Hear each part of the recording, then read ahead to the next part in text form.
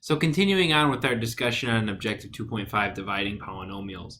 At this point, we've seen long division, we've practiced it, we know how it works, and it's kind of annoying, right? And we can see pretty quickly how annoying long division is just from like a quick example of what long division looks like. And this is from the last video, so I don't want to go through the whole process again, but basically, this is a division problem, and I did it by long division, and that's the answer that I got. And there's a lot about this that I don't like. One thing that I don't like is, well, on slides, when I like type it up and pick a good problem and all that kind of stuff, it's not that bad. But you've probably seen some examples already in your own practice where it took up like an entire page just to do one long division problem because it takes so much like vertical space. And if you look at this, it's a lot of stuff written over and over again that we don't really need. I mean, the x's are all sort of just there as placeholders, right? These first terms here are always just canceling out every single line, right? So really all we need are the numbers. And on top of that, subtraction, right? And we've talked about this a couple times in class. Subtraction is the hardest part of division. And this one's not so bad because it's all positive numbers that are being subtracted. But I know there's been at least one time for everybody where they subtracted a negative from a negative, or a positive from a negative, or a negative from a positive, where something got mixed up along the way. And subtraction's terrible. So somebody looked at this long division algorithm and they saw all of these problems where it takes up too much space, there's a lot of unnecessary writing, subtraction's no good. And they came up with a way to sort of eliminate all of that, right? And they made it nice and concise, only keeping track of what you need to keep track of, very quick, lightning speed, and no subtraction. Okay, and it's called synthetic division.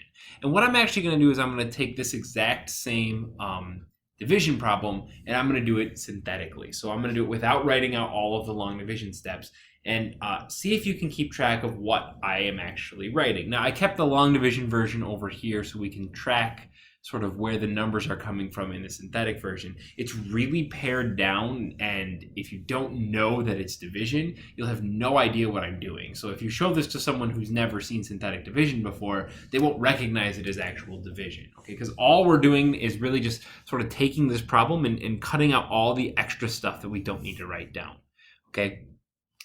The first big difference between synthetic division and regular division is we write our division sign kind of like this instead. Okay, so we put a little box, and in this box, I'm going to put a -3.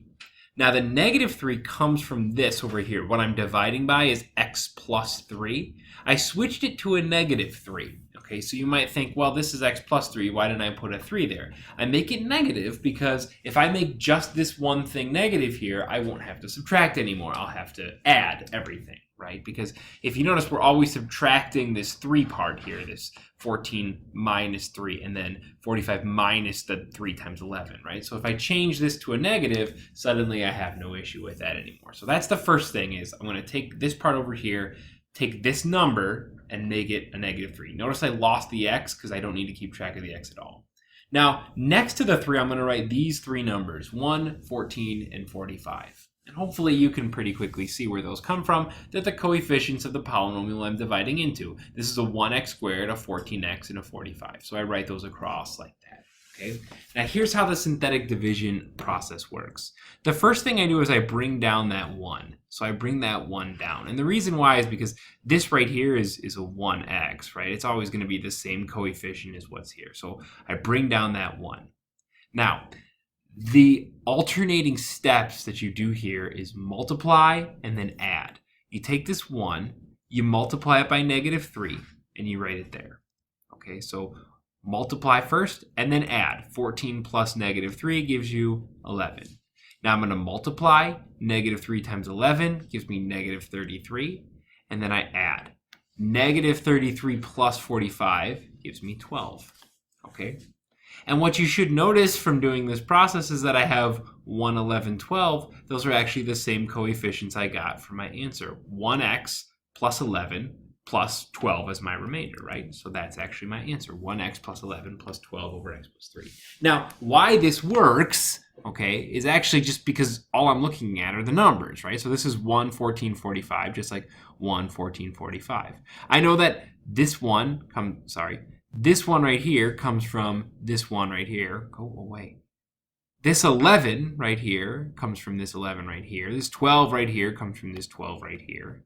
The negative 3 is from this 3. The negative 33 is from this 33. So basically, it's just, I took all of this stuff. I cut out all the x's. I cut out all the stuff that's canceling. I cut out all the extra stuff. And I'm left over with just what matters, right? And I can go so quickly through a division problem using synthetic instead of long division. Okay, the whole key to it is just multiply and add over and over again. Now, let's look at another example because I think this is probably a little, well, you can kind of see the parallels. It's better if you sort of look at one without, having the long division there. So this one, this is another division problem, right? So let's talk about what synthetic would look like. First of all, there's long division, and it's over here just so you can sort of reference it if you need to, but we're not even going to go through it. Now, for synthetic division, remember, I draw my little box. Inside of my little box, I'm not going to put negative 3, even though this is x minus 3. I'm going to put positive 3, because now I can add instead of subtract.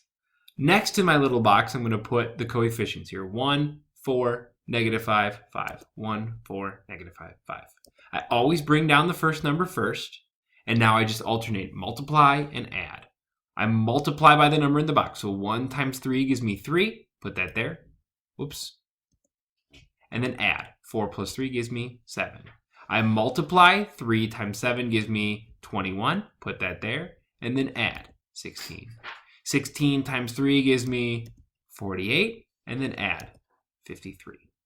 Okay. So then, once I have all of this done and see how fast that took me, all I have to do now is figure out what x term goes with each one of these. Well, I started with x cubed. I divided by x. So this first one's going to be x squared, right? So my exponent went down by 1. So this is going to be 1x squared, 7x, 16, and then my remainder is 53. So it's 53 over x minus 3. You can see the numbers that appear in this synthetic appear over here as well, right? This 3 here corresponds to this 3 here. This 21 here corresponds to that 21 here. This 48 corresponds to this 48 here. And then the answers, right? So 1, 7, 16, and the remainder of 53. 1, 7, 16, and the remainder of 53. But it's so much quicker. It's so much less space, and it's no subtraction. So it's pretty much,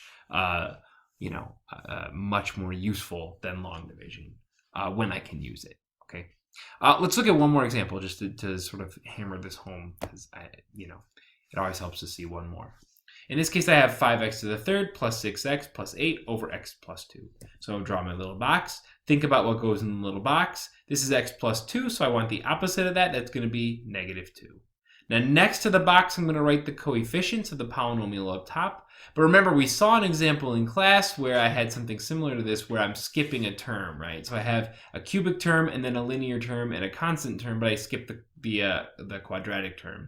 So I need to put a 0 in for that one. It's really important that you do that in synthetic. If you do it in long division, you're more likely to catch that mistake. I think that's like literally the only thing about long division that's better is it's easier to catch that mistake. In synthetic, there's no way to catch it. You just have to be really careful that you don't skip that 0. Okay, so I have 5, 0, 6, 8. That's what I'm going to write. 5, 0, 6, 8. Notice the 0 because I don't have an x squared term here.